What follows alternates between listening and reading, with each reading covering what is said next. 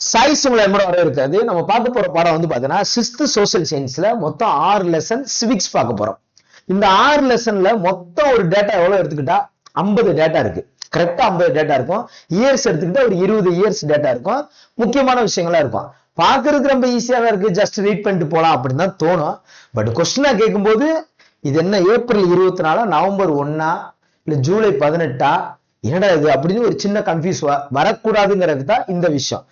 ஒட்டுமொத்தமா 6th 7th 8th within நம்ம சீக்கிரம் முடிக்க போறோம். அதுல முதல்ல இந்த 6 லெசனை இப்போ ஒரு 30 மினிட்ஸ்ல இந்த 6 லெசன் முடிச்சிடலாம். கரெக்டா உங்களுக்கு என்ன தேவையோ அந்த ஷார்ட் கட்டை அழகா எடுத்து கொடுத்துரு. ரைட்டா உங்களுக்கு? சோ இதுல நீங்க நடத்தி முடிச்சோன்ன ஒரு பிசுறு கூட நீங்க மறக்க மாட்டீங்க. ரைட்டா? சோ அதே அடிப்படையில 1 2ன்னு போகாம நம்ம லாஸ்ட்ல இருந்து போனோம்னா இதுல நிறைய டேட்டா இருக்கும். நிறைய டேட்டா இருக்கிறத ஃபர்ஸ்ட் ஆரம்பிச்சு கொஞ்சம் டேட்டா இருக்கிறத கடைசியில் பார்த்துக்கலாம். அவ்வளவுதான். சோ ஃபர்ஸ்ட் இருக்கிற இந்த மக்களாட்சின்னு ஒரு பாடம் இருக்கும். நல்ல பாடம், மக்களாட்சி அப்படின்னு ஒரு பாடம். அதுல நான் இதுல மார்க் பண்ணாம இருக்கேன்னா அதெல்லாம் உங்களுக்கு தேவையில்லை அப்படின்னு அர்த்தம். ஏன்னா நான் கட் பண்ணி கூட எடுத்து வச்சிருந்தேன். சரி, ஒருவேளை இதெல்லாம் நீங்க படிக்கணுமா வேணாமா என்ன, இதெல்லாம் கதை தான், பட் இருந்தாலும் தெரிஞ்சுக்கணுங்கிறது தான். ரைட்? சோ மக்களுக்காக மக்களே நடத்தும் ஆட்சி தான் மக்களாட்சி. யாருப்பா சொன்னா? Abraham Lincoln. இந்த மக்களாட்சின்னு எடுத்துக்கிட்டாலே, இந்த டெமோக்ராசின்னு எடுத்துக்கிட்டாலே கிரேக்கம். மக்களுக்கு எல்லாம் என்ன பிடிக்கும்? கிரேவி எல்லாருக்கும் பிடிக்கும். எல்லா மக்களுக்கும் பிடிச்சது கிரேவி தான். அப்ப கிரேக்கம் அப்படிங்கிற வார்த்தையிலிருந்து உருவான அந்த மக்களாட்சி, மக்களால் மக்களுக்காக மக்களை நடத்தும் ஆட்சி தான் மக்களாட்சி. Abraham Lincoln. சோ அமெரிக்கால அவங்களுடைய தந்தையும் செருப்பு இவர்கிட்ட கிண்டல் அடிச்சிருப்பாங்க. இவர் 16வது குடியரசுத் தலைவர். உங்க அப்பா தச்ச செருப்பு இன்னும் என் காலில் ஸ்ட்ராங்கா இருக்கணும் அவர் சொல்லிட்டு போவாரு. எங்க அப்பாவோட உழைப்பு அதை காமிக்குது, நீங்க வேணா பிஞ்சு போச்சுன்னா என்கிட்ட கொடுங்க, நான் இப்ப கூட தச்சு தரேன் அப்படின்னு சொல்லி அவ்வளவு தூரத்துக்கு எளிமையாரு. ரொம்ப சின்ன வயசுலயே உள்ள நுழைஞ்சு செனட் சபையில சேர்ந்தது, பயங்கரமா ஜெயிச்சவரு, வேணான்னு தூக்கி போட்டு போனவர் பதவியெல்லாம். அந்த அளவுக்கு ரொம்ப ஃபேமஸ் ஆனவர் ஆபிரகாம் லிங்கன். ரைட்டா? அப்ப மக்களால் மக்களுக்காக மக்களை நடத்தும் மக்கள்னால யாருதான்? ஆபிரகாம் லிங்கன் தான். ரைட்? இது ஒரு வரி நம்ம மறக்க மாட்டோம் இனிமேல். மக்களால் மக்களுக்காக மக்களே நடத்தும் ஆட்சி மக்கள்னாலே ஆபிரகாம் லிங்கன் தான். அடுத்தது மக்களாட்சியின் பிறப்பிடம் எங்க அப்படின்னு பார்த்தோன்னா கிரேக்கம். சோ மக்களாட்சியின் பிறப்பிடம் சோ கிரேக்கம். டெமோக்ராசி என்ற ஆங்கில சொல் டெமோஸ் என்று கிரிட்டியா என்ற இரு சொற்கள் இருந்து. டெமோஸ்னா மக்கள், கிரிட்டியனா அதிகாரம் சொல்லலாம், ஆட்சின்னு சொல்லலாம். மன்னராட்சியிலிருந்து நம்ம மக்களாட்சிக்கு வந்திருக்கோம் அப்படிங்கிறத இந்த கதை மூலமா எடுத்து சொல்லுவாங்க. நீங்க எடுத்து படிச்சதே தெரியும். காடுகள்ல வாழ்ந்தாங்க, பழங்குடியினருக்குலாம் வாழ்ந்தாங்க, அப்புறம் சின்ன அரசா இருந்தாங்க, அப்புறம் பேரரசுகள் ஆனாங்க. அந்த பேரரசுல ஒரு அரசர் இருந்தாரு, அவர் தான் மன்னர் ஆனாரு. அப்ப மன்னராட்சி வந்துச்சு. மன்னராட்சி அதிகம் வந்து உடனே மக்களுக்கு எல்லாம் பவர் வந்துச்சு, அப்ப மக்களாட்சின்னு ஒரு விஷயம் வந்துச்சு அப்படின்னு சொல்லிதான் ஒரு கதை மாதிரி இருக்கும். ரைட்? அப்ப இந்த விஷயம் நம்ம மறக்க மாட்டோம். மக்களுக்கு என்ன பிடிக்கும்? கிரேவி பிடிக்கும். ரைட்? நேரடி மக்களாட்சி எடுத்துக்காட்டுனா சுவிட்சர்லாந்து தான். 90 லட்சம் பேர் மக்கள் தொகை கொண்ட அந்த சுவிட்சர்லாந்துல, ஏன்னா மக்கள் தொகை இப்ப நேரடி மக்களாட்சிக்கும் மறைமுக மக்களாட்சிக்கும் ஒரு சின்ன ஒரு விஷயம் தான். இப்ப நேரடி மக்களாட்சி மேக்சிமம் இப்ப நம்ம ஒரு சங்கம் இருக்குன்னு வச்சுக்கோங்க, நீங்க நானும் ஒரு 4-5 பேர் சேர்ந்து ஒரு சின்ன விஷயத்த ஆரம்பிக்கிறோம். கதை வரைச்சிருப்பா. சின்ன விஷயத்த ஆரம்பிக்கிறோம். சின்ன விஷயத்த ஆரம்பிக்கும் போது நமக்குள்ள பேசிக்கலாம், வச்சுக்கலாம். ஒண்ணும் பெருசா எலெக்ஷன்லாம் ஒன்றும் பெருசா இல்ல. மக்கள் தொகை பெருகும் போதுதான் மறைமுக மக்களாட்சி அப்படிங்கிறது ஒண்ணு தேவைப்படும். ரைட்டா உங்களுக்கு?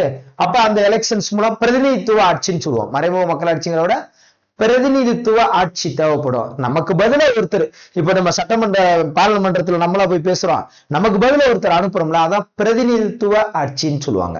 நேரடி மக்களாட்சினா மக்களை நேரடியா சட்டம் இயற்றலாம், மக்களை நேரடியா எல்லாமே பண்ணலாம். அது சுவிட்சர்லாந்து. இதுக்கு ஷார்ட்கட் என்ன சார்? ஷார்ட்கட் என்ன? நான் சுவிட்ச் போடணும், நான் தான் நேரடியா போய் சுவிட்ச் போடணும், யாரும் ஹெல்ப் பண்ண மாட்டாங்கல்ல, சுவிட்ச் போடணும், நம்மளே போய் நேரடியா சுவிட்ச் போடணும். சோ அவ்வளவுதான். அதான் நேரடி மக்களாட்சிக்கு எடுத்துக்காட்டு சுவிட்சர்லாந்து. அப்ப இதுவும் மறக்க மாட்டீங்க. ரைட்? நேரடி மக்களாட்சிக்கும் மறைமுக மக்களாட்சிக்கும் இன்னொரு பேர் தான் பிரதிநிதித்துவ மக்களாட்சி அப்படின்னு சொல்றோம். Representative democracy. ரைட்? கலைச்சொற்கள் மாதிரி அதெல்லாம் தெரிஞ்சுக்கிறது நல்லதுதான். ரைட்? ஓகே. மக்களாட்சியை பொறுத்தளவுக்கு இந்த எடுத்துக்காட்டு இந்த நாடை கொடுத்திருப்பாங்க. நேரடி மக்களாட்சியில சுவிட்சர்லாந்து, நான் நேரடியா போய் சுவிட்ச் போடணும். பிரதிநிதித்துவ மக்களாட்சி அப்படின்னு எடுத்துட்டா இந்தியா, இங்கிலாந்து, அமெரிக்கா.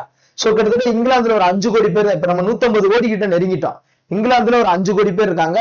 உங்களுக்கு அமெரிக்காலன்னா 30 to 35 கோடி. அது கூட நோட் பண்ணி வச்சிருந்தேன். ஒரு 30 to 35 கோடி கிட்ட இருக்காங்க. அப்ப என்னன்னா இந்த விஷயத்துல என்னன்னா, நம்ம ஏன் சார் இந்த மக்கள் தொகையை நீங்க இவ்வளவு கிளியரா சொல்றீங்க அப்படின்னா, பொதுவா மக்கள் தொகை பெருகிட்டாங்களா, 35 கோடி தான். மக்கள் தொகை பெருகுனால தேர்தல் வச்சுதான் அந்த இதை பண்ண முடியும். ரொம்ப குட்டியூண்ட மக்கள் தொகை இருந்தாங்க, ஒரு குழுவா இருந்தாங்கன்னா பெருசா அவங்களுக்கு பிரச்சனை இல்லை. அவங்க நேரடி மக்களாட்சி, சட்டம் மற்றும் விதி போடுவாங்க, வாக்கு டைரக்டா வாக்கு மக்கள் அவ்வளவுதான் முடிஞ்சிடும். ஆனா மக்கள் தொகை நிறைய பெருகிட்டா, அப்ப இந்தியா, இங்கிலாந்து, பிரிட்டிஷ், நம்ம மேக்ஸிமம் பிரிட்டிஷ்காரன் இருந்து நிறைய விஷயம் எடுத்துக்கிட்டோம். அப்ப பிரிட்டிஷ் வரும், அமெரிக்கால இருந்து உரிமையெல்லாம் எடுத்துக்கிட்டோம், அப்ப அதுவும் கண்டிப்பா வரும். அப்ப சட்டங்கள், விதிகள், தேர்ந்தெடுக்கப்பட்ட பிரதிநிதிகள் வந்தாதான் பிரதிநிதித்துவ மக்களாட்சி. அடுத்து வந்து பாத்தீங்கன்னா எக்ஸாம்பிள் இங்கேயும் கொடுத்திருப்பாங்க. பிரதிநிதித்துவ மக்களாட்சியில நாடாளுமன்ற மக்களாட்சி, அதிபர் மக்களாட்சி. அதிபர்னாலே நீங்க நியூஸ் பேப்பர் படிக்கும்போது தெரியும், அமெரிக்க அதிபர், கனடா அதிபர், நீங்க அந்த ஓரமா தென் அமெரிக்கா, வட அமெரிக்கா அந்த நாடுகள்லாம் எடுத்துக்கிட்டீங்கன்னா அதிபர் தான் இருக்கும். நமக்கு இங்கிட்டு பிரிட்டிஷ், இந்த யூரோப் கண்ட்ரி இங்கிட்டு நம்ம வந்து பிரதமர், பிரிட்டிஷ்ல பிரதமர் தான், இங்கிட்டு இந்தியா பக்கம் பிரதமர் தான். இது ரொம்ப ஈஸி தான், ரைட். அப்படி பிரதிநிதித்துவ மக்களாட்சி வந்தா, மக்களாட்சியில ஒரு குழுவு கிட்ட இருக்கும், அந்த குழுவு கிட்ட தான் அந்த இது இருக்கும். மக்களாட்சி அமைப்பில் முடிவெடுக்கும் அதிகாரம் தலைவரிடம் குவிந்திருக்காது, மாறாக அவ்வதிகாரம் ஒரு குழுவிடம் தான் இருக்கும். சட்டத்திட்டங்கள் இப்ப சட்டமன்றத்துல இருந்தா மசோதா இன்னைக்கு போட்டாலும் பாஸ் பண்ணி அனுப்புறோம்ல, அவங்க எல்லாரும் சேர்ந்து முடிவு எடுக்கணும்ல, அந்த மாதிரி. அடுத்தது 2007 ஐநா சபை செப்டம்பர் 15 உலக மக்களாட்சின்னு சொன்னாங்க. அதே அக்டோபர் 2 அகிம்சை தினமாவும் 2007 தான் அனௌன்ஸ் பண்ணாங்க.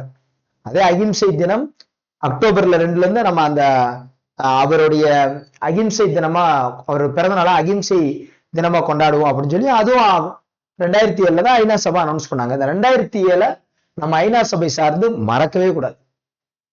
ஓகேப்பா, ரைட். இது வந்து பாத்தீங்கன்னா செப்டம்பர் 15 உலக மக்களாட்சி.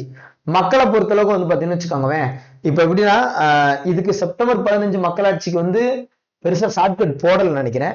2007 அப்படிங்கிறது உறுதி. செப்டம்பர் 15க்கு வந்து மக்கள் வந்து அதிகமா செப்பல் யூஸ் பண்ணுவாங்க அப்படின்னு ஞாபகம் வச்சிருக்கோம். இந்த 15ங்கிறது மட்டும் ஞாபகம் வச்சுக்காங்க, ஏன்னா மார்க் பண்ணேன், பட் இதுக்கு ஷார்ட்கட் போடாம விட்டேன். September 15, right. அடுத்து ஓகே, வடிவமைப்பாளர் யாருன்னா அம்பேத்கர் தான். அம்பேத்கரை பத்தி கொடுத்திருப்பாங்க, இந்த சட்ட வடிவமைப்பு அம்பேத்கர். ஒருவேளை செப்டம்பர் 15 ஷார்ட்கட் போட்டிருப்போம், சொல்ல மறந்துட்டனோ. மக்களாட்சி தினம் 2007ங்கிறத ஞாபகம் வச்சிருந்தோம், கரெக்டா ஞாபகம் வச்சிருந்தோம். அதே மாதிரி நம்ம வாக்கு சதவீதம் பாத்தீங்கன்னு வச்சுக்கோங்க, நம்ம மேக்சிமம் பாத்தீங்கன்னா நம்ம 100% வாக்கே இருக்காது. 68, 69, 70, 75 இல்ல 79 அவ்வளவுதான் வாக்கு சதவீதமே இருக்கும். சோ அதனால இந்திய குடிமக்கள் 79% பேர் தான் இந்த மக்களாட்சி மீது நம்பிக்கை கொண்டுள்ளனர். அதுக்கப்புறம் பாத்தீங்கன்னா உலகெங்கும் மக்களாட்சி. உலகிலேயே முதல்ல பெண்களுக்கு ஓட்டுரிமை அளித்த நாடு நியூசிலாந்து தான். இன்னைக்கும் போங்க, நெட்ல சர்ச் பண்ணி பாருங்க, நியூசிலாந்துல உங்களுக்கு வந்து பாத்தீங்கன்னா லேடிஸ் தான் அதிக பதவியிலே இருப்பாங்க. பட் அதுக்கு முன்னாடியே வந்து பாத்தீங்கன்னா அமெரிக்கா, பிரிட்டிஷ்லாம் சின்ன சின்ன இடங்கள்ல வாக்குரிமை கொடுத்திருக்காங்க. பட் இருந்தாலும் முறைப்படி நாடு முழுவதும் நியூசிலாந்து தான். ஏன்னா அவங்க ஒரு புதுசா வச்சிருக்காங்க, ரைட்டா. உங்களுக்கு அங்க சார்லஸ் அந்த மாதிரி மன்னர்கள்லாம் சேர்ந்தா அந்த நியூசிலாந்துல அவங்களுக்கு கொடுத்திருக்காங்க 1893. அப்ப என்னன்னா அவங்க அங்க உலகிலேயே முதல்ல பெண்களுக்கு வாக்குரிமை கொடுத்தது 1893. இந்த 1893ல ஏற்கனவே 2 நிகழ்வு நடந்திருக்கும். இவரு காந்தியடிகள் வந்து தென்னாப்பிரிக்காவுக்கு போனாரு, விவேகானந்தர் வந்து எங்க போனாரு, அமெரிக்காவுக்கு போனாரு. விவேகானந்தர் எங்க போனாரு, அமெரிக்காவுக்கு போனாரு. அதுக்கு முந்தின வருஷமே நான் என்ன சொல்லியிருக்கேன், 1892 என்ன பண்ணிருக்கோம், தாதாபாய் நவ்ரோஜி லண்டனுக்கு போயிட்டாரு, லண்டன்ல முக்கியமான பதவி ஏற்றாரு. சோ அந்த வருஷத்துலதான் பெண்களுக்கு ஓட்டுரிமை கிடைச்சிருக்கு, 1893, ரைட்டா. இது நம்ம ஞாபகம் வச்சுக்கணும், ரைட். ஓகே. அடுத்து வந்து பாத்தீங்கன்னா பிரிட்டிஷ் ஆட்சியிலையும் 1918ல அவங்க வந்து பெண்களுக்கு வாக்குரிமை கொடுத்திருக்காங்க. பொதுவா வாக்களிக்கும் வயது 18. அதை நம்ம பிரிட்டிஷ் முறைப்படிதான் நம்ம மேக்சிமம் இந்திய அரசு நம்ம போய் கட்டமைச்சோம். பிரிட்டிஷோட கான்செப்ட்ல தான் பிரதமர் அந்த மாதிரிலாம் கட்டமைச்சோம். அப்ப 1918 தான் அவங்களுக்கு கொடுத்திருப்பாங்க, இது கரெக்ட். அமெரிக்கால எடுத்துக்கிட்டா 20. பிரிட்டிஷ் கொடுத்த 2 வருஷம் கழிச்சு அமெரிக்கானா 20. அப்ப நீங்க அமெரிக்கால போனீங்கன்னா பெண்கள் நீங்க எப்போ ஓட்டு போடுறீங்க, நாங்க 20 வயசுக்கு மேலதான் அப்படிங்கிற மாதிரி ஞாபகம் வச்சுக்கணும். பிரிட்டிஷ்னா 18 வயசு ஞாபகம் வச்சுக்கணும். இதெல்லாம் 1893, ரைட். ஓகே. மேக்சிமம் நியூசிலாந்துல இன்னும் புதுசா 3ஆம் பாலினத்தவர்களுக்கும் ஓட்டு கொடுத்திருப்பாங்க. கண்டிப்பா பெண்களுக்கு கொடுக்கும்போது 3ஆம் பாலினத்தவருக்கும் கொடுத்திருப்பாங்க. அப்ப 1893. சோ இந்த டேட்டாவும் நமக்கு மறக்காது. அடுத்து உலகின் மிக பழமையான மக்களாட்சி நாடுகள். இது ரொம்ப ரொம்ப ஈஸி. இது நம்ம படிக்கணுமா வேணாமா சார்னு எல்லாருக்கும் குழப்பம் இருக்கும். நான் சொல்லி முடிக்கிறேன், படிக்கணுமா வேணாமா நீங்க முடிவு எடுத்துக்காங்க. கிரேக்கம், கிரீஸ், இது ஒண்ணும் பெரிய விஷயம் இல்லையே. கிரேக்கம், கிரீஸ் இந்த 2 மட்டும்தான் கிமு. இந்த கிரேக்கமும் ரோமன் இருக்கு பாத்தீங்களா, ரோமனிய பேரரசு, இந்த 2 மட்டும்தான் கிமு, மிச்சதெல்லாம் கிபி தான் ஃபர்ஸ்ட். அப்ப கிரேக்கம்னா கிரீஸ், ரோமனிய பேரரசுனா ரோம், அவ்வளவுதான். கிரேக்கம் இருக்குன்னா அரசியல் தத்துவத்தின் அடித்தளமே அங்கதான், மக்களாட்சிங்கிற தத்துவம் அடித்தளமே அதான். இது வந்து நாகரிக வளர்ச்சி. ரோம்னா என்னது, நாகரிக வளர்ச்சி. ரோம், இத்தாலி, ரோம் அப்படிங்கிறது நாகரிக வளர்ச்சி, ரைட்டா. அடுத்து சான், அடுத்து ஷான் அப்படிங்கிறது இத்தாலி. இத்தாலி இப்ப இந்த தாலி போடுறோம்ல, தாலிங்கிறது நீங்க கழுத்துல செக் பண்ணி பாருங்க, ஒரு ஜான் இருக்கும் அந்த தாலியோட. அந்த அவ்வளவுதான் அப்படி தாலி கட்டணும்னா அந்த இவ்வளவு உயரமே இவ்வளவுதான் இருக்கும். அப்ப அந்த தாலி அப்படின்னா ஒரு ஜான் அப்படின்னு வச்சுக்கோங்க. அப்ப சான் மரினோஸ் அப்படின்னா இத்தாலி. இத்தாலி அவ்வளவுதான். அந்த அந்த இது மறக்க கூடாதுங்கிறதுக்காக சொல்றேன். பழமையான அரசியலமைப்பு தற்போது நடைபெறுது. தாலி கட்டுறதுங்கிறது பழமையான முறையில இருந்து இப்ப வரைக்கும் தாலி கட்டுறதுதான் கல்யாணமான ஆளு. சோ அப்ப அவ்வளவுதான் முடிஞ்சு வச்சு. இது அடுத்து என்னது? ஐஸ்லாந்து. ஐஸ்லாந்துல ஐஸ் திங்க முடியுமா? திங்க முடியாது. ஐஸை மட்டும் என்ன செய்ய முடியாது? திங்க முடியாது. உலகின் மிக பழமையான மற்றும் நீண்ட காலமாக செயல்பட்டு வரும் நாடாளுமன்றத்தை கொண்டது. நாடாளுமன்றத்துக்கு உள்ள போறீங்க, எப்படி இருக்கும்? ஐஸா இருக்கும், ஏசியா இருக்கும்ல, ஜிலு ஜிலுன்னு இருக்கும். அப்ப இந்த வரைக்கும் இது மறக்காது. அடுத்து மனித தீவு. மனித தீவு இங்கிலாந்துக்கும் அயர்லாந்துக்கும் இடையே உள்ளது. இங்கிலாந்துக்கும் அயர்லாந்துக்கு இடையே உள்ளது. மன்னராட்சியின் கீழ் சுயாட்சி. ஆமா, மனித தீவு ஒரு தீவுக்குள்ள மன்னராட்சி தான் இருந்திருக்கும். ரைட்டு. அடுத்து பிரிட்டிஷ். இங்கிலாந்து தான் 1215 அவங்களுக்கு மேக்னா கார்ட்டா மகா சாசனம் இருக்கும் எப்பயுமே. அதன்படிதான் பிரிட்டிஷ் செயல்படுவாங்க. 1215. அடுத்து அமெரிக்காவுக்குன்னு பாத்தீங்கன்னா மிக பழமையான மக்களாட்சியில் அது ஒன்று. அவ்வளவு. இதுல என்ன கஷ்டம்? இப்ப நீங்க இதுல எது கேட்டாலும் நீங்க சொல்லுவீங்க. நாகரிகம்னா ரோமு, பழமையான இடமுறைப்பா தாலி இத்தாலி. ஜானு, அந்த ஜானு ஞாபகம் வச்சுக்கணும். அப்புறம் உலகிலே மிக பழமை நாடாளுமன்றத்தை கொண்டது. நாடாளுமன்றம். ஐஸ்லாந்து திங்க முடியுமா? திங்க முடியாது. தீவு இங்கிலாந்துக்கும் அயர்லாந்துக்கும் நடுவுல. அவ்வளவுதான். சோ இந்த பாடத்தை மக்களாட்சின்னு எடுத்துக்கிட்டா அவ்வளவுதான் டேட்டா. செப்டம்பர் 15 மட்டும் ஞாபகம் வச்சுக்கணும். அதெல்லாம் டெலிட் பண்ணிருக்கலாம். பட் அடுத்து உள்ளாட்சி அரசாங்கம். இந்த உள்ளாட்சி அரசாங்கத்துல பழைய டேட்டா படி 21 மாநகராட்சிகள் இருக்கும். பட் நம்ம அங்க என்ன பண்ணோம்னா பழைய டேட்டா படிலாம் நம்ம எடுத்துக்கிற கூடாது. இப்ப போன பாடத்துல 3 டேட்டா தான் பார்த்தோம். ஆபிரகாம் லிங்கன் பார்த்தோம், அதுக்கப்புறம் ஆபிரகாம் லிங்கன் சொன்னதை பார்த்தோம், அதுக்கப்புறம் வந்து பாத்தீங்கன்னு வச்சுக்கோங்க இந்த நேரடி மக்களாட்சி பிரதிநிதித்துவ மக்களாட்சிக்கு டிஃபரன்ஷியேட் பார்த்தோம், அதுக்கப்புறம் சுவிட்சர்லாந்து பார்த்தோம், அடுத்து டெமோக்ரஸிங்கிறத பார்த்தோம், அடுத்து வந்து பாத்தீங்கன்னா ஓட்டுரிமை 1893 பார்த்தோம், 18 10 20 பார்த்தோம். அவ்வளவுதான். இப்ப பார்க்க போறது என்னன்னா உள்ளாட்சி அரசாங்கம். கிட்டத்தட்ட இப்ப 2025 இருக்கும் 25 மாநகராட்சிகள் தான் தற்போது உள்ள ஒரு நடப்புன்னு எடுத்துக்கிட்டோம்னா 25 மாநகராட்சிகள். இதுல இன்னும் ஒரு 4 மாநகராட்சி சேர்க்காம இருக்காங்களா. நம்ம கரண்ட் அப்டேட் தெரிஞ்சுக்கிறது நல்லது. தற்போது உள்ள டேட்டா படி வந்து பாத்தீங்கன்னா 25 மாநகராட்சி, கரண்ட் 38 டிஸ்ட்ரிக்ட். நீங்க தேர்தல் ஆணையத்துல போனீங்கன்னா 36 டிஸ்ட்ரிக்ட் தான் போட்டிருப்பாங்க. தேர்தல் ஆணைய வெப்சைட்ல நீங்க தமிழ்நாடு கவர்மெண்ட் வெப்சைட்னா 38 டிஸ்ட்ரிக்ட் போட்டிருப்பாங்க. 38 தான் கரெக்ட். 38 மாவட்டங்கள். அதுக்கப்புறம் பாத்தீங்கன்னா நம்ம இந்தியான்னு எடுத்துக்கிட்டோம்னா இப்ப கரண்ட் 28 ஸ்டேட் 8 யூனியன் பிரதேசம். இப்படிதான் இன்னைக்கு இதான் கரண்ட். இது அப்பப்ப நம்ம என்ன பண்ணிக்கணும், நம்ம அப்டேட் பண்ணிக்கணும். அடுத்த ஒரு தகவல் வந்து பாத்தீங்கன்னா அடுத்தது ஒரு முக்கியமான தகவல் என்ன, ஓகே இதுல இருக்கிற ஷார்ட்கட்டை பார்ப்போம். 1688 உருவாக்கப்பட்ட சென்னை மாநகராட்சி தான் ரிப்பன் பில்டிங். உங்களுக்கு தெரியும் முதல் மாநகராட்சி, பழமையான மாநகராட்சி 1688. சோ இது ரொம்ப ஈஸியாவே வச்சுக்கலாம், ஒன்னும் பெரிய விஷயமே இல்லை. சென்னை மாநகராட்சி அப்படின்னாலே இந்த 8 1688 அழகா இருக்கா. இதே இது வந்து பாத்தீங்கன்னா தமிழ்நாட்டில் உருவாக்கப்பட்ட நகராட்சினா வாலாஜாப்பேட்டை. இதுக்கு ஷார்ட்கட் வந்து பாத்தீங்கன்னா நீங்க வந்து முனிசிபாலிட்டியில வந்து என்ன பண்ணக்கூடாது, இது கார்பரேஷன், இது முனிசிபாலிட்டியில வந்து வாலாட்டக்கூடாது. ரைட்டா. நகராட்சியில வந்து இங்க என்ன செய்யக்கூடாது, வாலாட்டக்கூடாது. அப்ப வாலாஜாப்பேட்டை அது ஈஸி தான். ஏன்னா உங்களுக்கு வட ஆற்காடு அந்த மாதிரி அந்த ஜோன் இருக்கும்போது அப்ப பிரிச்சது 1866. இதுக்கு இயர் பாருங்கவே 1800 அது 88னா மாநகராட்சி. ஏன்னா மாநகராட்சி பெருசு. மாநகராட்சி 10 லட்சம் மக்கள் தொகையை கொண்டிருக்கணும், அதான் மாநகராட்சி. அது பெருசு. 1 லட்சம் மக்கள் தொகையா கொண்டிருக்கணும், அதான் நகராட்சி. ரைட்டா. உங்களுக்கு அது பெருசுங்கிறனால 88, இது சின்னதுங்கிறனால 66. அவ்வளவுதான். அது 88, இது 66.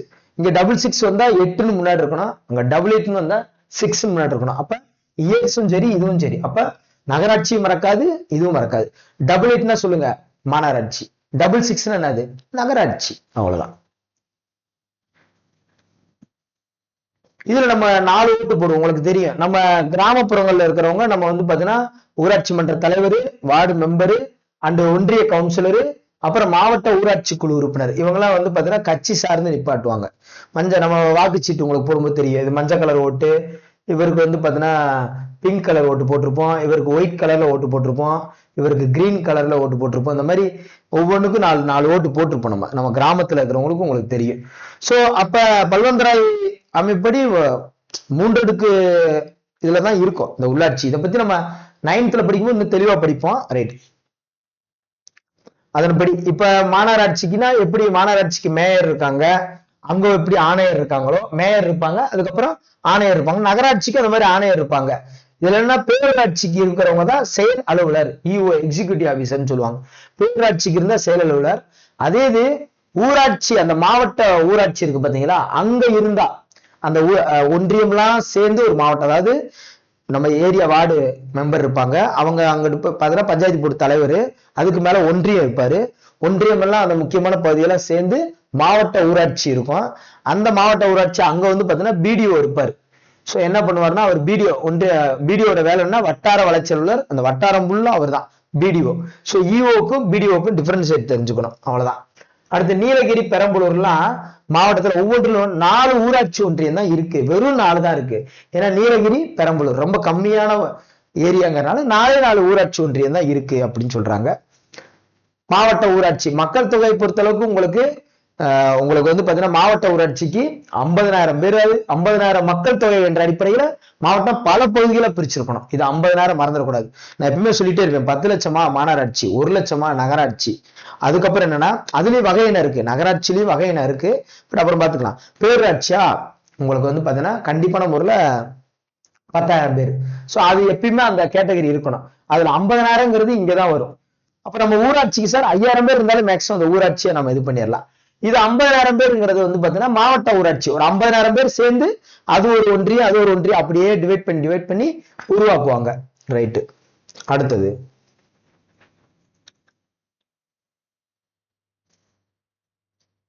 தேவையான டேட்டாஸ் மட்டும்தான்.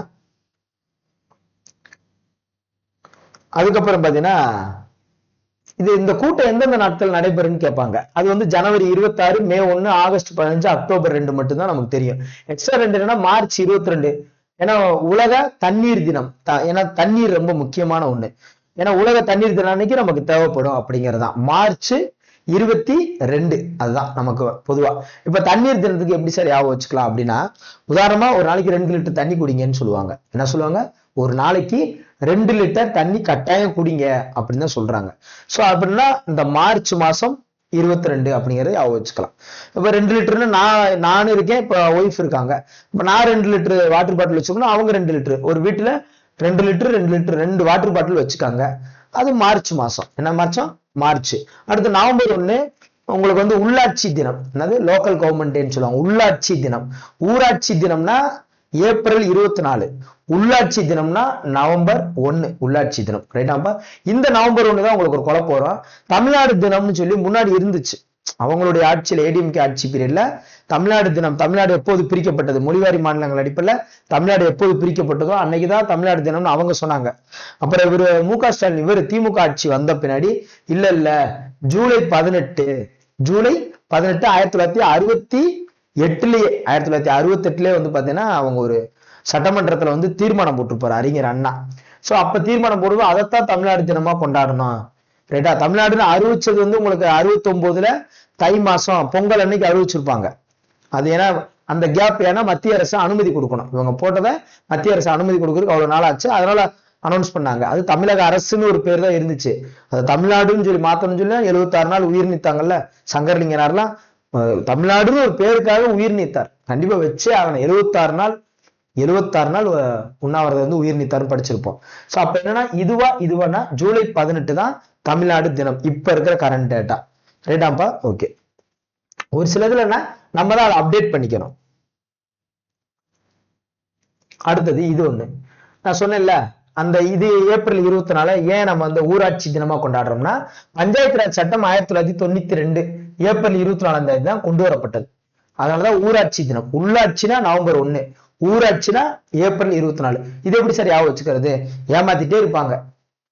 ஊராட்சியில போய் எப்பப்பா செய்வீங்க? 24 மணி நேரம் வேலை பார்த்துட்டே இருக்கோம்யா, கண்டிப்பா செஞ்சிருவோம், பயப்படாதீங்கன்னு ஏமாத்திட்டே இருக்காங்க. என்ன ஒழுங்காவே செய்ய மாட்டீங்க, நம்மளும் போராடிட்டே இருப்போம், போராடி ஓஞ்சிருவோம். அதான் அப்ப ஏப்ரல் 24. அதான் தேசிய ஊராட்சி தினம் ஏப்ரல் 24. ரைட்.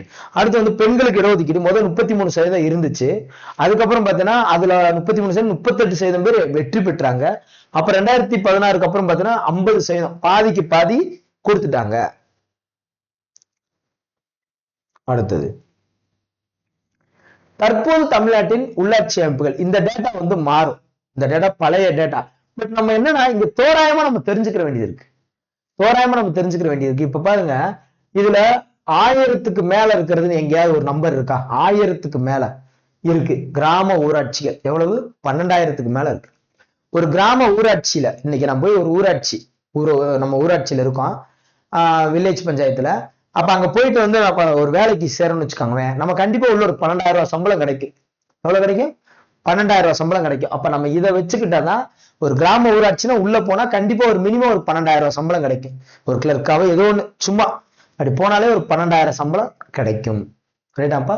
அடுத்து வந்து பாத்தீங்கன்னா மிச்சம் இந்த மாவட்டம், அது பிரச்சனை இல்லை. மாவட்டம் எத்தனை மாவட்டம் இருக்கோ அத்தனை மாவட்டம் பேஸ் பண்ணி வரும். அடுத்து இந்த பேரூராட்சின்னு வச்சுக்கோங்க, மினிமம் பேரூராட்சிக்கு உள்ள போனோம்னா 500 ரூபாய் இல்லாம உள்ள போக முடியாது. டவுன் பஞ்சாயத்து நீங்க 500 ரூபாய் இல்லாம உள்ள போக முடியாது. ஏதாவது ஒரு முக்கியமான விஷயமா ஒரு 500 ரூபாய் வரைக்கும் கொண்டு போக வேண்டியது இருக்கு. எதுக்கு சார்? ஏதாவது ஒரு செலவு இருக்கும்.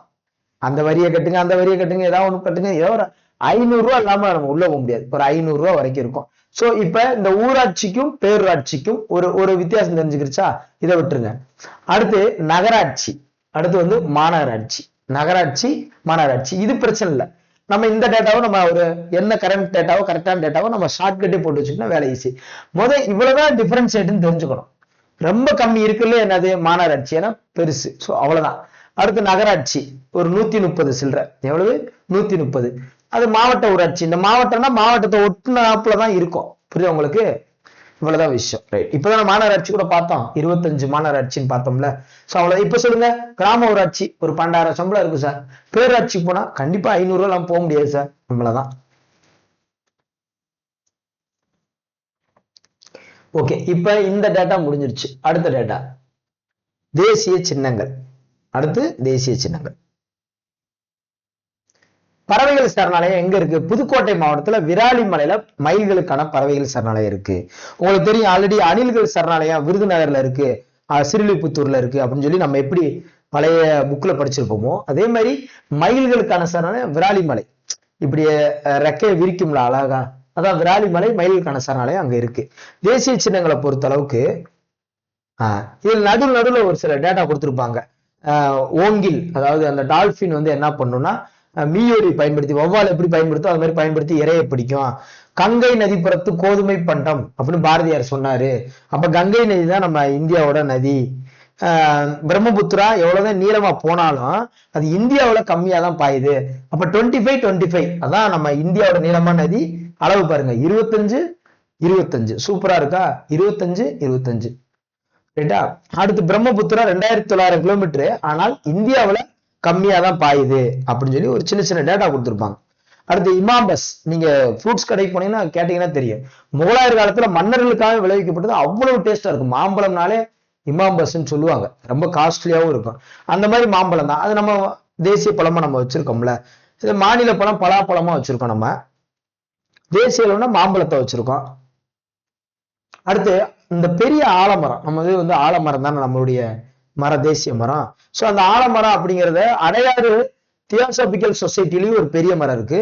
கொல்கத்தா தாவரவியல் பூங்காலையும் ஒரு பெரிய மரம் இருக்கு. கொல்கத்தா அவுரா பகுதியில் அமைந்துள்ள ஒரு தாவரவியல் பூங்காலையும் உலக சாதனை படுத்த ஒரு பெரிய ஆலமரம் இருக்கு. 2 இடத்துல இருக்கு. சென்னை தியோசாபிக்கல் சொசைட்டில இருக்கு, கல்கத்தா தாவரவியல் பூங்காலையும் இருக்கு. அப்படிதான் அப்படி ஆரம்பிக்கும். உள்ள தெரியாது எங்கன்னு இருக்குன்னு. கருநாகம் முட்டை கூடுங்கட்டும் முட்டையும் இடும் அப்படின்னு சொல்லி அந்த அளவுக்கு சிறப்பு வாய்ந்தது. 18 அடி நீளம் வரைக்கும் இருக்கும். விஷம் கொண்ட பாம்பு அந்த கருநாகம், அந்த பாம்பு அப்படி சொல்லியிருப்பாங்க. அப்படி ரைட். தேசிய சின்னம் இதுல ஒண்ணுமே இல்லை. ஆலமரம், தாமரை, அதுக்கப்புறம் பாருங்க கீழே மாம்பழம். இந்த 3மே 50 தான். ஆலமரம் ஃபர்ஸ்ட் முடிவு எடுத்துட்டாங்க. ஃபர்ஸ்ட் 1950 கரெக்டா கிளியரா முடிவு எடுத்துட்டாங்க. அரசியலமைப்பு வரும்போதே முதல்ல ஆலமரம் நமக்கு மரம் வேணும். அப்புறம் மாம்பழம் எல்லாருக்கும் வந்தவங்களுக்கு எல்லாம் இமாம்பஸ் மாம்பழம் கொடுத்துருப்பாங்க. அடுத்து தாமரை உங்களுக்கு ஓகேவாப்பா? சோ இந்த 3மே 50 தான். இதுல எந்த விஷயம் இல்லை. இன்னைக்கு தாமரை ஒரு மாலை வாங்கினா 50 ரூபாய்க்கு மாலை வாங்கணும். பழனி கோயில்ல போனீங்கன்னா மாலை இருக்கும், தாமரையிலே மாலை இருக்கும். 50 ரூபா கண்டிப்பா மினிமம் வேணும். மாம்பழம் வேணாலும் 50 ரூபா வேணும். ஆலமரம் அது ஒன்றும் பிரச்சனை இல்லை, ஸ்டார்டிங் 50. புலிகள் அப்படின்னா கணக்கெடுப்பு 72ல தான் நடந்துச்சு. அப்ப 73ல இது மிகப்பெரியது, இந்த புலிகளை பாதுகாக்கணுங்கிறதுக்காக புலிகள் சரணாலயம் 73ல இது பண்ணாங்க. 73, 72ல கணக்கெடுப்பு மெயினா இது பண்ணாலும் 73ல புலிகள் இது பண்ணாங்க. இது 73 புலினா 63 மயில். மயில் 3 எழுத்து சொல்லுன்னு சொல்லியிருக்கேன். 63 மயில் 3 எழுத்து சொல் மயில். அடுத்து யானை. யானைக்கு இன்னைக்கு 5 ரூபா கொடுத்தா தூக்கி மூஞ்சில வஞ்சிடும், 10 ரூபா கொடுத்தாலே ஆசீர்வாதம் பண்ணும். யானை 10. அடுத்து கங்கை ஆறு வளைஞ்சு வளைஞ்சு வளைஞ்சு வளைஞ்சு போகும், அப்ப 2008. அடுத்து லாக்டோபேசிலஸ் 12 மணி நேரம், ஒரு 12 மணி நேரம் ஒரு பாலை வந்து ரைட்டா, ஒரு பாலை வந்து 12 மணி நேரம் நீங்க ஊத்தி உர ஊத்தி வச்சாதான் அது தயிர் ஆகும் ரைட்டா. அப்ப லாக்டோபேசிலஸ் 12 மணி நேரம் 2012. அடுத்து ஆற்று டால்பின். இப்ப யானைக்கு எப்படி 10 ரூபா கொடுத்து ஆசீர்வாதம் வாங்குறோமோ, டால்பினை தண்ணிக்குள்ள விட்டு இப்படி தவி தவி சர்க்கஸ் காமிக்குது, அதுக்கும் 10 ரூபா கொடுக்க வேண்டியதா இருக்கு. இந்த 10 ரூபா 10 ரூபான்னு டால்பினும் 10 ரூபா தான். மாம்பழம் 50. ராஜநாகம் ஓகே, இதெல்லாம் ஒன்றும் பிரச்சனை இல்லை.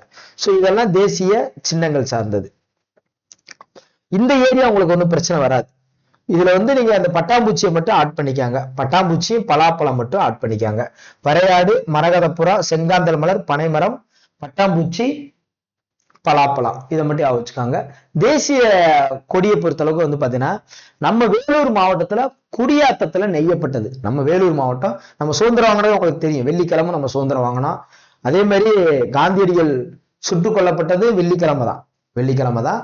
அதே மாதிரி சுதந்திர திருநாளுக்கு நம்ம குடியேற்றுறவர் பிரதமர், குடியரசு நாள் குடியேற்றவர் குடியரசுத் தலைவர், இதெல்லாம் நமக்கு தெரிஞ்சிருப்போம். நம்ம குடியரசு தினம் வாங்கிய தினம் வந்து வியாழக்கிழமை ரைட்டா உங்களுக்கு. ஸோ அப்படிங்கிற போது நேரு அவர்கள் 15/8 அன்னைக்கு வெள்ளிக்கிழமை அன்னைக்கு தான் கொடி ஏற்றுறாரு புனித சார்ஜ் கொட்டில.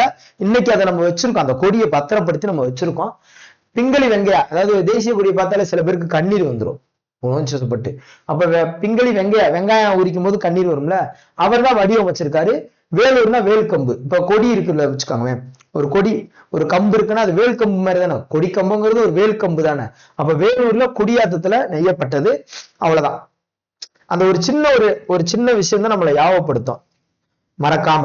அடுத்து கொடியாத்த குமரன் 1904ல பிறந்தவர். இந்த கொடியாத்த குமரனை பத்தி ஒரு டேட்டா சொல்றேன், நீங்க மைண்ட்ல வச்சுக்காங்க. இன்னும் ஒரு நல்ல டேட்டா அது. அவரை பொறுத்தளவுக்கு 1904ல பிறந்தவர், அக்டோபர் 4. அவர் தேதியெல்லாம் பாருங்க, 1904 அக்டோபர் 4 அப்படி எல்லாமே 4. ஏன்னா கொடிக்கு எத்தனை பக்கம், 4 பக்கம். அவர் இறந்த வருஷமும் 32 தான். ஏன்னா கொடியோட விகிதம் வந்து 3:2. கொடியோட இது பார்த்தீங்கன்னா 3:2. அப்ப அவர் இறந்தது என்னமோ 1932 தான். பிறந்தது 1904. கரெக்டா 1904 100 வருஷம் கழிச்சு 2004ல அவருக்கு அஞ்சல் தலை வெளியிட்டாங்க. அவர் இறந்த தேதி ஜனவரி 11. இப்ப நீங்க கொடி இப்படி இப்ப மூவர்னா கொடி இருக்குல்ல, அந்த கொடி இப்படி பிடிங்கவே ஒரு கலர் ஒவ்வொரு கலரா இருக்கா, அதான் ஜனவரி 11 அவர் இறந்தது. 10ஆம் தேதி தான் போராட்டம், ஆனா இறந்தது ஜனவரி 11. சோ கொடியாத்த குமரனை பத்தின இது பேசிக் டேட்டா. அப்ப என்னென்ன சொல்லியிருக்கேன், ஜனவரி 10 போராட்டம், ஜனவரி 11 இறப்பு, 2004ல இவருக்கு அஞ்சல் தலை வெளியிட்டு இருக்காங்க. 1904 அக்டோபர் 4ல பிறந்தவர், ரைட். 32ல இறந்துட்டார். திருப்பூர் கொடியாத்த குமரன், ரைட். அவரை பத்தின டேட்டா தான். யானைனா ஆற்றல், குதிரைனா வேகம், யானைனா ஆற்றல் பயங்கரமா இருக்கும். ஒரு ஜேசிபியே தூக்கிடுச்சு யானை, அந்த அளவுக்கு. காளை கடினமா உழைக்கும். சிங்கம் கம்பீரம், பார்த்தாலே பயம் இருக்கும். சிங்கத்தை பார்த்தாலே நமக்கு என்ன இருக்கும், பயம் இருக்கும். சோ தேசிய கீதம் ஜனவரி 24. ரவீந்திரநாத் தாகூர் வங்காளம், இவரும் வங்காளம் தான், அவரும் பக்கிம் சந்திர சட்டர்ஜியும் வங்காளம் தான். வங்காள மொழி எழுதினால ஹிந்தி மொழியில மொழியாக்கம் செய்யப்பட்டது. நம்ம குடியரசு விழாவுக்கு 2 நாளைக்கு முன்னாடியே அதுக்கு என்ன பண்ணாங்க, தேசியத்துக்கு ஏற்றுக்கொள்ளப்பட்டது. அதே மாதிரி அங்கேயும் வந்தே மாதரம் பாடலையும் 2 நாளைக்கு முன்னாடியே ஓகேன்னு ஏத்துக்குருவாங்க. 2 நாளைக்கு முன்னாடியே அதை ஏத்துக்குருவாங்க. ஜனவரி 24 தான், அதுவும் ஜனவரி 24 தான், ரைட்டு. தேசிய கீதமும் சரி. அது தேசிய லட்சணை தான் ஜனவரி 26 தான் ஏற்றுக்கொள்ளப்பட்டது. தேசிய லட்சணை இருக்குல்ல, அது ஜனவரி 3. பாட்டு மட்டும் 2 நாளைக்கு முன்னாடி அக்செப்ட் பண்ணிட்டாங்க. தேசிய லட்சணை ஏன்னா அன்னைக்கு தானே பப்ளிஷ் பண்ணுவாங்க, அதனால அன்று ஜனவரி 26 ஏற்றுக்கொள்ளப்பட்டது. இதெல்லாம் நீங்க ரொம்ப சின்ன விஷயத்துல கவனமா இருக்கணும். தேசிய கீதம்னா 2 நாளைக்கு முன்னாடி. இப்ப எப்படி உச்ச நீதிமன்றம் எப்படி ஜனவரி 28 அன்னைக்கு திறக்கப்பட்டது, ஜனவரி 28 அந்த மாதிரி. அடுத்து அந்த பாட்டு படிச்சது எப்ப, கொல்கத்தா காங்கிரஸ் மாநாட்டுல 1911ல டிசம்பர் 27 இயர் எண்டிங்ல தான் அந்த பாட்டை ஒரு முறை படிச்சிருக்காங்க. அந்த மாநாட்டிலேயே படிச்சிருக்காங்க. 1911 டிசம்பர் 27. இது நம்ம பார்த்துட்டு அடிக்கடி பார்த்துட்டே இருந்தா மைண்டுக்கு நமக்கு ஞாபகம் வந்துடும், அது ஒரு பெரிய கஷ்டமா இருக்காது. ரைட். அதே மாதிரி வங்க எழுத்தாளர் பக்கிம் சந்திர சட்டர்ஜி தான் வந்தே மாதரம் பாடல், அதையும் ஜனவரி 24 தான் ராஜேந்திர பிரசாத் அறிவிக்கிறாரு, ஆனந்த மட நூல்ல இருந்து எடுக்கப்பட்டது. அதுக்கப்புறம் இந்திய நாணயம் 2010 வடிவது தமிழ்நாட்டை சேர்ந்த டி உதயகுமார், இது நமக்கு தெரியும் ஆல்ரெடி. தேசிய நாட்காட்டி ரொம்ப ரொம்ப முக்கியம். பொதுவா மார்ச் 22 தான் சம இரவு பகல், அந்த மார்ச் 22 எடுத்துக்கிட்டாங்க. 1957 மொழிவாரி மாநிலங்களை பிரிச்சதுக்கு அப்புறம், மொழிவாரி மாநிலம் பிரிச்சதுக்கு 1957, அந்த 1957 தான் மார்ச் 22 அவங்க என்ன பண்ணாங்கன்னா சம அந்த இரவு பகல்ல தேசிய நாட்காட்டியா எடுத்துக்கிட்டாங்க. அதை யாருன்னா இயற்பியலாளர் மேக்நாத் சாகா தலைமையிலான நாட்காட்டி சீரமைப்பு குழு. அந்த குழு பேர் என்னது? மேக்நாத் சாகா. மேக்நாத் சாகா. இந்த மேக்நாத், இந்த மேக்னெட்னு வச்சுக்காங்க. சம இரவு பகல்ல உண்மை மேக்னெட்டோட பவர் பக்காவா இருக்கும். அதான் சம இரவு பகல்னா மேக்னெட்னு வச்சுக்காங்க.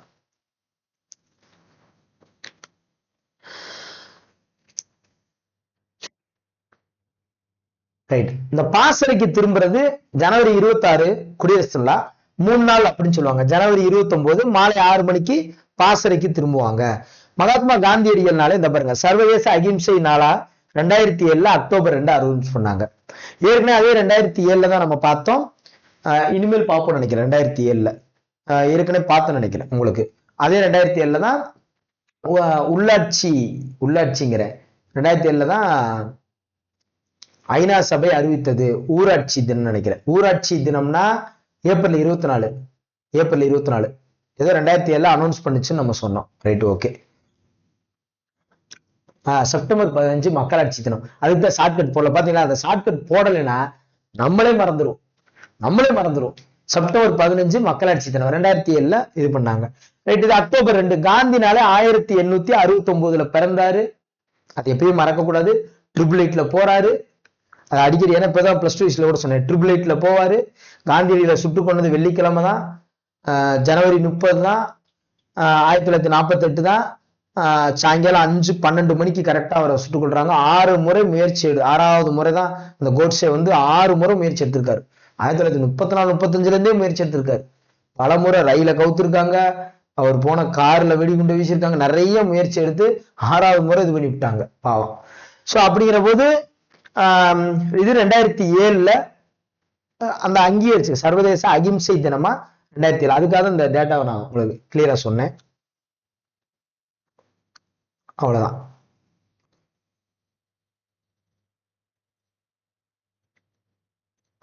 சின்ன சின்ன விஷயங்கள் தான். அதை நம்ம கூடுதலா 2 தகவல் தெரிஞ்சுக்கிட்டா நம்ம கொஞ்சம் ஸ்ட்ராங்கா இருப்போம். இப்ப 2007 அப்படின்னா உங்களுக்கு அடுத்து இந்திய அரசியலமைப்பு புத்தகம். இந்திய அரசியலமைப்பு பொறுத்தளவுக்கு நீங்க 10th புக்ல கிளியரா படிச்சிருவீங்க.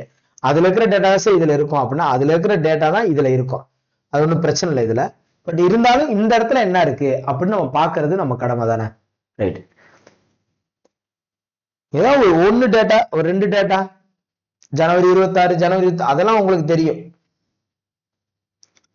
இதுல மௌலானா அபுல் கலாம் ஆசாத்தை பத்தி நான் ஒரு சில டேட்டா சொல்றேன், நீங்க பாருங்க, நல்லா இருக்கும்.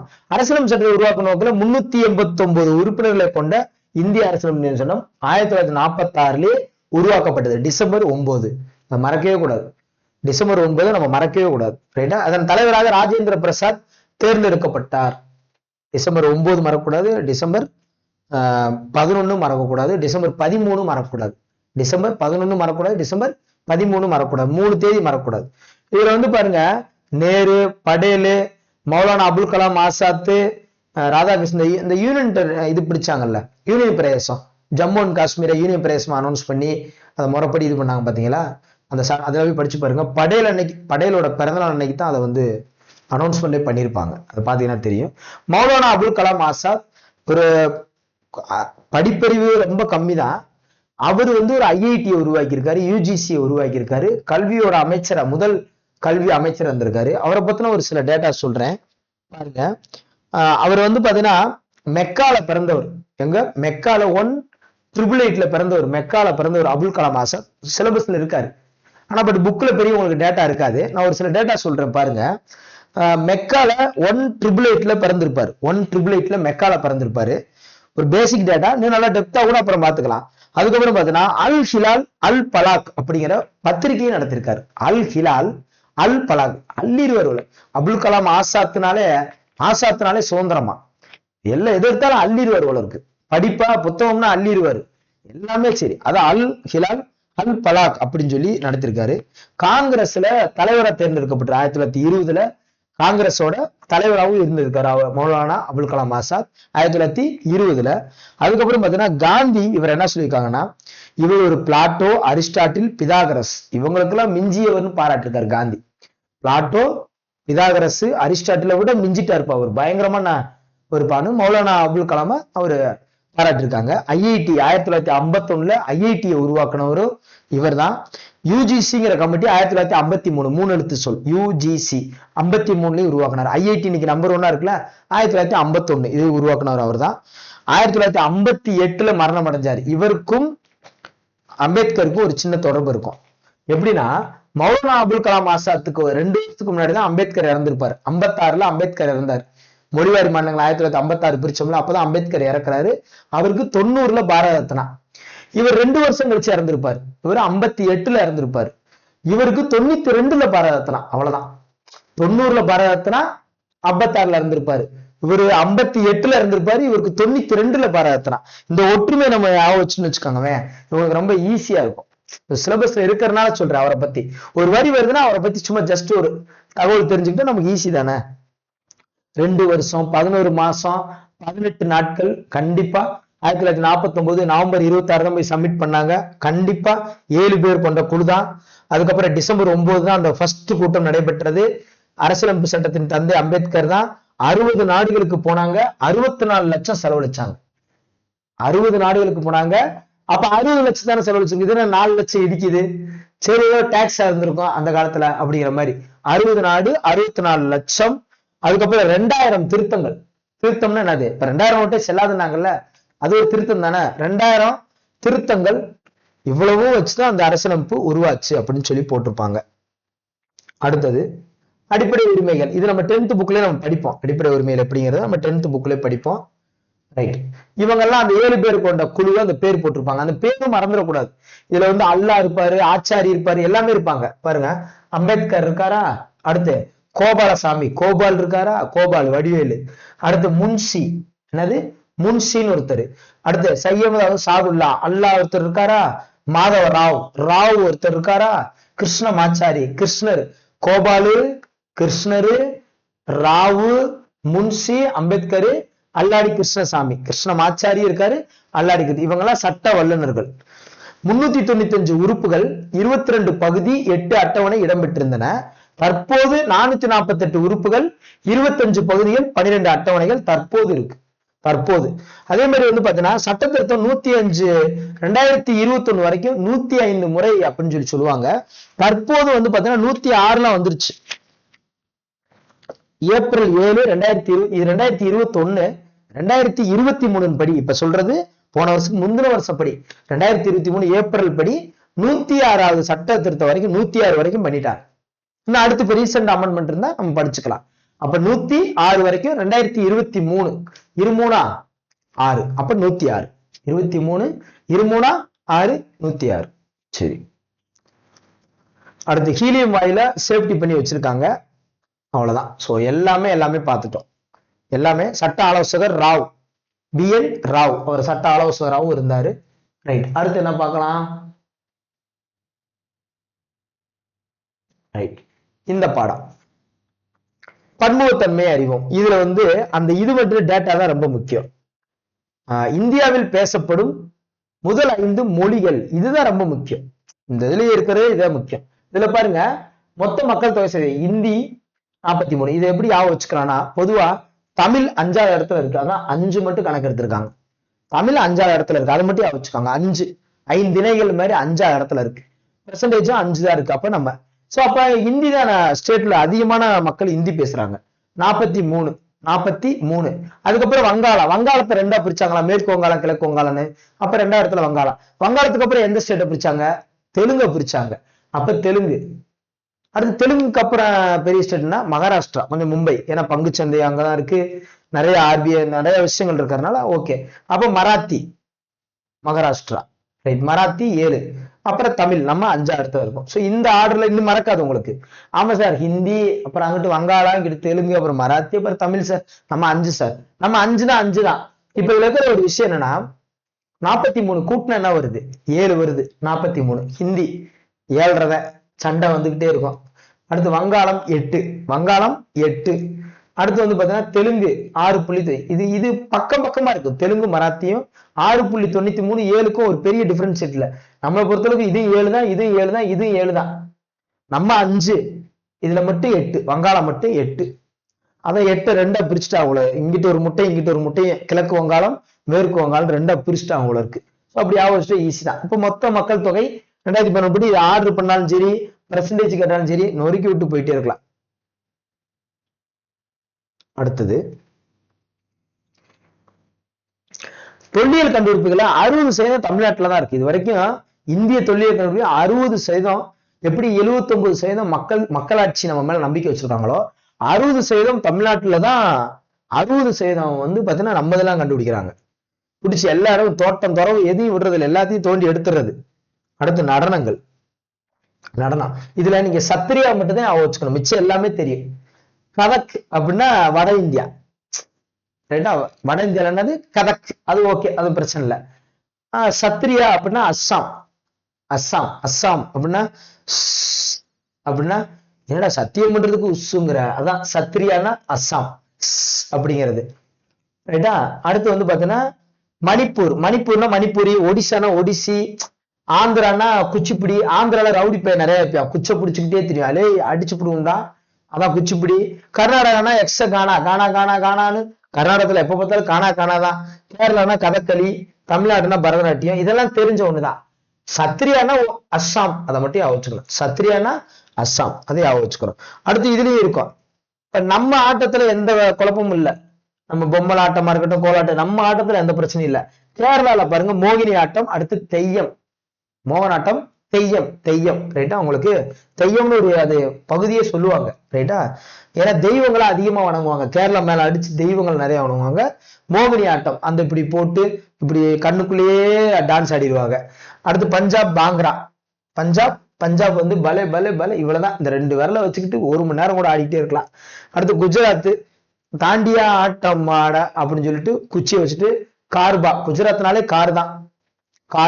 கார்ல ஏறி மேல அந்த ஓப்பன் இருக்கும் போது எப்படி அது இப்படி ஓப்பன் பண்ணுவாங்கல்ல, அதுல மேல ஏறிட்டு டங்கு டக்குன்னுட்டு காரு தாண்டியா, அவ்வளவுதான் அப்படின்னு ஆடிக்கிட்டே இருக்கலாம். ராஜஸ்தான் கல்பேலியா கூமர், கல்பேலியா கூமர். ராஜஸ்தான்ல கல் இருக்குல்ல, கல்லுல தூக்கி போட்டு ஒரு டான்ஸ் ஆட வேண்டியது. அப்புறம் கூமர் அப்படின்னா இந்த தலையில பெரிய உருமை இவ்வளவு தண்டி கட்டியிருப்பாங்க பாத்தீங்கன்னா, அந்த ஒரு கூடாரம் மாதிரி இருக்கும், அதை வச்சுட்டு இப்படி தலையில ஆட்டிட்டு ஆடுவாங்க. கல்பேலியா கூமர். உத்தரப்பிரதேசம்னா ராசலீலா, நம்ம ராமலீலான்னு வச்சுக்கலாம். ராமர் கோயில் தானே அங்க இருக்கு, ராமர் லீலாங்கிற மாதிரி ராசலீலா அப்படின்னு வச்சுக்கலாம். உத்தரகாண்ட்னா ஐயா உத்தரவு வாங்கிக்கிறேன், ஏயா ஒரு சோழியா போக வேண்டியது இருக்கு, சரி போயிட்டு வா போ, அதான் உத்தரகாண்ட்னா சோழியா. அஸ்ஸாம் பிகு, ரொம்ப பிகு பண்றியாடா, அவ சொல்றதுக்கு முன்னாடி சொல்லிட்டு தான் சொல்லுவோம், ரொம்ப பிகு பண்றியாடா அப்படின்னு சொல்லுவோம். ஸோ இதுல நமக்கு பொறுத்துக்கன்னா நமக்கு ஒன்றும் பெரிய குழப்பம்லாம் வராது. அடுத்து என்னப்பா 2 பாக்ஸ் போகுது. ஸ்மித் இந்தியாவில் பல்வேறு இன மக்களின் அருங்காட்சியகம், இனங்களின் அருங்காட்சியகம் ஸ்மித். இது அடிக்கடி கொஸ்டின் கேட்டுட்டே இருப்பாங்க, அதை பார்த்தா அவங்களுக்கு தெரியும். அதே மாதிரி ஜவஹர்லால் நேருவோட டிஸ்கவரி ஆஃப் இந்தியா அப்படிங்கிற நூல்ல இந்தியா வேற்றுமை ஒற்றுமை விவரிச்சிருக்காங்க. இது உங்களுக்கு தெரியும். நமக்கு தெரிஞ்சதெல்லாம் வந்து பெருசா நம்ம பார்க்க வேண்டியதில்லை. நமக்கு எது தெரியலையோ, இப்ப இவ்வளவு பாடம் பார்த்திருக்கோம், 6 பாடம் பார்த்திருக்கோம், இப்ப நம்ம புதுசா என்ன கத்துக்கிட்டோம் அப்படிங்கறத இங்க விஷயம். இத்தனை நாள் நம்ம எப்படி எல்லாம் படிச்சிருப்போம், இன்னைக்கு நம்ம எப்படி படிச்சோம் அப்படிங்கறதான் இங்க விஷயம். இத்தனை நாள் எப்படி எல்லாம் படிச்சிருக்கலாம், இன்னைக்கு ஓகே நிறைய தகவல் தெரிஞ்சுக்கிட்ட மாதிரி ஒரு ஃபீல் ஆகுது சார். கண்டிப்பா இதுல இருந்து என்ன கொஸ்டின் கேட்டாலும் என்னால ஆன்சர் பண்ண முடியும், எனக்கு ரிவிஷனே பண்ண வேண்டியது இல்ல.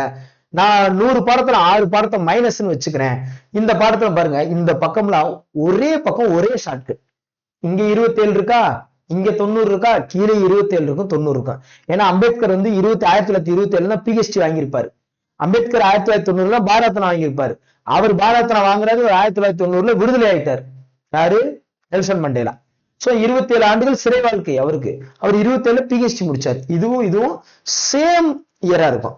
ஒரே பக்கத்துல நமக்கு பாருங்க எப்படி ஒரு நல்ல டேட்டாஸ்னு. அவ்வளவுதான். இங்க பாருங்க 27 90. அது ஒற்றுமைக்காகவே கொடுத்துருப்பாங்க போல இருக்கு. மற்றபடி நமக்கு பிஜி படிச்சாரு 15, யூஜி 12.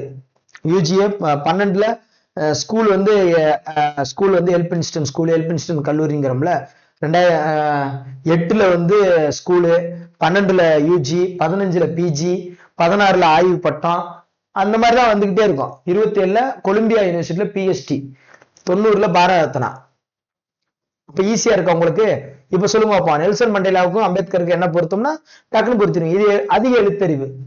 அதிக எழுத்தறிவுனால லேடிஸ் தான் நிறைய படிப்பாங்க, ஜென்ஸ் கம்மியா தான் படிப்பாங்க. இது முதல் நம்ம தெரிஞ்சுக்கணும், ஃபர்ஸ்ட் விஷயம். அப்ப கன்னியாகுமரி இல்ல பெண்கள் வந்து முதல் மதிப்பெண் எடுத்துறாங்கல்ல, அப்ப கன்னியாகுமரி ஃபர்ஸ்ட். ஓகே, சென்னையில நல்ல எஜுகேஷன் பயங்கர டெவலப்மெண்ட் தான். சென்னை 2வது, ஓகே லாஜிக் இருக்கு. தூத்துக்குடியில சுரேஷ் ஐஎஸ் அகாடமி இருக்கு, அதனால நம்ம அங்க அதிக எழுத்தறிவுன்னு வச்சுக்கலாம். அப்ப தூத்துக்குடியும் வச்சுக்கலாம், பிரச்சனை இல்லை. அடுத்து வந்து பாத்தீங்கன்னா தூத்துக்குடியா உப்பு வந்து நிறைய போட்டு சாப்பிடுவாங்க, ரோசம் பயங்கரமா இருக்கும். அப்ப அவங்க ஃபுல்லா நல்லா படிச்சு போடுறாங்க அப்படின்னு. அதுக்காக மத்தவங்க தப்பா நினைச்சுக்கிறாங்க, ஒரு இதுக்காக சொல்றேன். நீலகிரி நீளம்னாலே நீலகிரி அது 85. நீலகிரி சின்ன ஏரியா தான், ஸ்கூல் ஃபாரினர்ஸ் ஸ்கூல்லாம் நிறைய பேர் ஆரம்பிச்சிருக்காங்க, நல்ல எஜுகேஷன் அங்க இருக்கு அப்படின்னு வச்சுக்கோங்க. ஸோ இந்த 4 பிரச்சனை இல்லை, இந்த 4 பிரச்சனை இல்லை. இதை மேக்சிமம் கன்னியாகுமரியும் சென்னையாவும் இருக்குங்க. டிஎன்னு வச்சுக்கணும். டீனா தூத்துக்குடிக்கு டீ போட்டுக்காங்க, எண்ணு நீலகிரிக்கு எண்ணு போட்டுக்காங்க, டிஎன் அவ்வளவுதான். கன்னியாகுமரியும் சென்னையும் டிஎன் பெஸ்ட்ல இருக்கு. டிஎன்னா அந்த டிஎன். இது நம்ம பிரச்சனை இல்லை. நிறைய குறைவா ஏன் இருக்குன்னா தர்மம் பண்ணிக்கிட்டே இருக்காங்க நிறைய பேர், அதனால கொஞ்சம் குறைவா தான் இருக்காங்க. அடுத்து அரியலூர் சிமெண்ட் ஃபேக்டரி நிறைய இருக்கு, எல்லாம் வேலைக்கு போக ஆரம்பிச்சுட்டாங்க. இப்ப அரியலூர்ல கொஞ்சம் கம்மியா இருக்கலாம். விழுப்புரம் கீழே விழுந்துகிட்டே இருந்தா. அடுத்து கிருஷ்ணகிரி அந்த கிரி மலைகள்லயே சுத்திக்கிட்டே இருந்தா, ஒண்ணு தர்மம் பண்ணிக்கிட்டே இருக்க, இல்ல சிமெண்ட் கம்பெனிக்கு அரிச்சுக்கிட்டே இருக்கும், சிமெண்ட் கம்பெனிக்கு வேலைக்கு போயிடுற. அதுக்கப்புறம் விழுப்புரம் கீழே விழுந்துகிட்டே இருக்கியப்பா. விழுப்புரத்துல ஒரு முறை நானு கிருஷ்ணன் சார் வந்து அந்த மெயின் ரோட்ல 2 வெஜ் ஹோட்டல் காலைல சாப்பிடுறதுக்குள்ள பட்ட பாடு இருக்கேன். அந்த விழுப்புரம் பஸ் ஸ்டாண்டு கிட்ட 2 வெஜ் ஹோட்டல் தான் அன்னைக்கு இருந்துச்சு. என்னன்னு தெரியல, அவ்வளவுதானான்னு தெரியல, ரொம்ப கஷ்டப்பட்டோம் அந்த விழுப்புரம் பஸ் ஸ்டாண்ட்ல. அது ஏரியா புதுசுங்கனால எங்களுக்கு தெரியல நினைக்கிறேன். விழுப்புரம். அடுத்து கிருஷ்ணகிரி. இப்ப ஈஸியா இருக்கு உங்களுக்கு பாருங்க, பார்க்காம சொல்லுவீங்க. சொல்லுங்கப்பா அதிக எழுத்தறிவு sir, Kanyakumari sir, Chennai sir, அப்படியே தூத்துக்குடி சார், அப்படின்னு நீலகிரி சார். குறைவானது தர்மம் பண்ணேன் சார், எல்லா சொத்தும் அரிச்சிட்டு போச்சு, அரியலூர் சார். அப்புறம்ப்பா ஒரு கீழே விழுந்துட்டேன் சார், விழுப்புரம் சார். அப்புறம் என்ன பார்த்து சொல்லணும், கிருஷ்ணகிரி. அப்புறம் என்ன மலைகள்ல சுத்திட்டு இருக்கேன் சார், கிருஷ்ணகிரி. அப்ப பெண்களுடைய எண்ணிக்கை குறைவு. பேர் ஆம்பளையால் பேர் வச்சா அப்ப குறைவா தானே இருக்கும், பெண்கள் பேர் வச்சாதானே அந்த ஸ்டேட்ல பெண்கள் அதிகமா இருப்பாங்க. நீலகிரி நீலம். இப்ப நீலம்னா பாம்பெல்லாம் பத்தின்னு வச்சுக்கோங்க. இப்ப நீலகிரி பெண்கள் அதிகம். பொதுவா நீங்க அங்க போனீங்கன்னா டான்ஸ் எல்லாம் ஆடுவாங்க, நிறைய இதெல்லாம் இருப்பாங்கன்னு சொல்லுவாங்கல்ல. நீலகிரி பெண்கள் அதிகம், ரைட். தஞ்சாவூர் பொம்மை, ஒரு பொம்பளை பிள்ளை தான் என்ன பண்ணும், இப்படி ஆடுவாங்க, அப்ப தஞ்சாவூர் பொம்மை. நாகப்பட்டினம் நாகினின்னு ஒரு நாடகம் இருக்கும், பொம்பளையாள் தான் இருப்பாங்க, அப்ப நாகப்பட்டினம். அவ்வளவுதான். தூத்துக்குடி திருநெல்வேலி. அடுத்து என்னது, தூத்துக்குடி திருநெல்வேலி. இதுக்கு என்ன சார் சொல்ல போறீங்க, இதுக்கு என்ன சொல்றேன்னு தெரியல. சுரேஷ் அகாடமில லேடிஸ் தான் நிறைய படிக்கிறாங்கன்னு சொல்லிக்கிற வேண்டியது, அப்படியா வச்சுக்கிற வேண்டியது. திருநெல்வேலினா குற்றாலம் ஏரியாவே கிளைமேட் சூப்பரா இருக்கும், லேடிஸ் வந்து நிறைய இருக்காங்கன்னு வச்சுக்கலாம். அப்படி இதெல்லாம் ஈஸி தான். அப்ப நீலகிரி, தஞ்சாவூர் பொம்மை, அதுக்கப்புறம் நாகப்பட்டினம், அதுக்கப்புறம் தூத்துக்குடி திருநெல்வேலி, இதெல்லாம் வந்து அதிகம். குறைவா இருக்கிற ஆம்பளையால் பேரா இருக்கும், தருமபுரி, தர்மர்ங்கிற பேரை வச்சுக்காங்க, அப்ப அங்க கம்மியா தான் இருக்கும். அடுத்து சேலம், பேர் தான் ஏரியா பேர் தான் சேலம், ஆனா அங்க லேடிஸே யாருமே இல்லை, ரைட்டா. சேலை அப்படின்னு வச்சுக்காங்க, அங்க யாருமே இல்லை, லேடிஸ் கம்மியா இருக்காங்கன்னு வச்சுக்காங்க. அடுத்து கிருஷ்ணகிரி, பேரே கிருஷ்ணர், அப்ப அங்க யாரும் இல்லை. ராமநாதபுரம் ராமர், அங்கேயும் யாரும் இல்லை. கிருஷ்ணர், ராமர், சேலம், தர்மம், இந்த பக்கம்லாம் பெண்கள் குறைவு தான். வேலை முடிஞ்சா. அடுத்தது பிரிவு 17 தீண்டாமை ஒழிப்பு, பிரிவு 14 அனைவரும் சமம். இதெல்லாம் அங்க படிப்பீங்க, 10th படிப்பீங்க, அவ்வளவுதான் முடிஞ்சு. என்னப்பா எல்லாமே முடிஞ்சா, அவ்வளவுதான், வேற ஒரு விஷயம் இல்லை. ரைட்டா. மொத்தம் 6 பாடம் பார்த்திருக்கோம், ஒரு 50 டேட்டா பார்த்திருப்போம். இப்போ உங்களுக்கு எந்த கொஸ்டின் கேட்டாலும் அந்த கொஸ்டின்ல நீங்க அடிச்சு பார்க்கும்போது உங்களால ஆன்சர் பண்ண முடியுதா. உள்ளாட்சி தினம்னா என்னன்னு தெரியணும், ஊராட்சி தினம்னா என்னன்னு தெரியணும், தமிழ்நாடு நாள்னா என்னன்னு சொல்லியிருக்கேன், புரியுது உங்களுக்கு. அதுக்கப்புறம் எத்தனை நாள்ல அரசியலமைப்பு இயற்றினது, அது இதுன்னு பஞ்சாயத்து போர்டு, அது இஓனா யாரு, எக்ஸிக்யூட்டிவ் ஆபீசர்னா யாரு, பிடிஓன்னா யாரு, மாம்பழம் என்னைக்கு, லாக்டோபேசிலஸ் என்னைக்கு, அது இதுன்னு உள்ள போய் கலந்து அடிச்சு வந்திருக்கோம். 6 பாடம் முடிஞ்சிருச்சு. திருப்தி அடுத்து மீதி ஒரு 8 பாடம் இருக்கு. சிஸ்து இது முடிஞ்சுன்னா தூக்கி சிஸ்து ஓரமா வச்சுக்கணும். டக்குன்னு 7th 8th முடிச்சு போடணும். அப்படியே முடிச்சுன்னு வச்சுக்காங்க 9th ஏன்னா 4 புக்கை முடிச்சு விட்டா ஒரே வாரத்துல அவ்வளவுதான். அடுத்து 10th புக்கு 11th 12th முடி நல்ல ஜிகேல் நொறுக்கி விட்டு போயிடணும். எந்த கொஸ்டின் கேட்டாலும் ஸ்மித்னு கேட்டாலும் அடிப்போம், என்ன கேட்டாலும் அடிப்போம். புரியுதா உங்களுக்கு? ஆபராம் லிங்கன் கேட்டா எது கேட்டாலும் அடிப்போம். அப்படி இருக்கணும், கட்ஸா இருக்கணும். ரைட் அப்பா? So thank you to all. Thank you.